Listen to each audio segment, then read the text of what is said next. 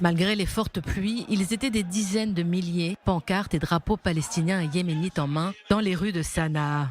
Les manifestants expriment leur soutien aux Palestiniens de Gaza et dénoncent la réinscription des Houthis sur la liste des organisations terroristes par Washington.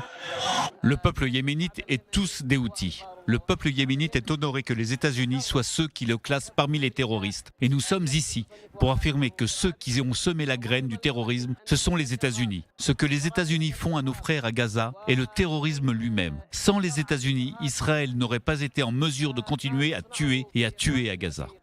Le peuple yéménite s'est aujourd'hui levé et a répondu à l'appel du commandant, le chef Houthi, Abdul Malik Bader al-Din al-Houthi, et s'est rendu sur toutes les places et dans toutes les arènes pour dire « mort à l'Amérique ». Il est impossible qu'un navire sioniste passe. Les bombardements seront répondus par des bombardements jusqu'à la libération de Gaza et jusqu'à la fin du siège.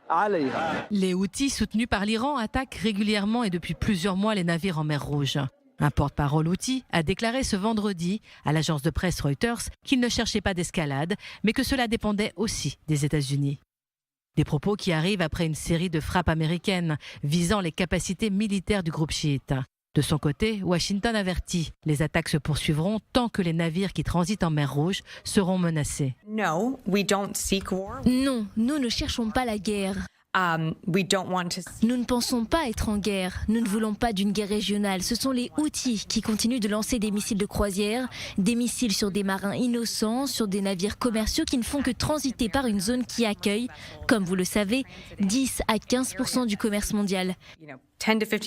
Les États-Unis considèrent que ce que nous faisons avec nos alliés relève de l'autodéfense.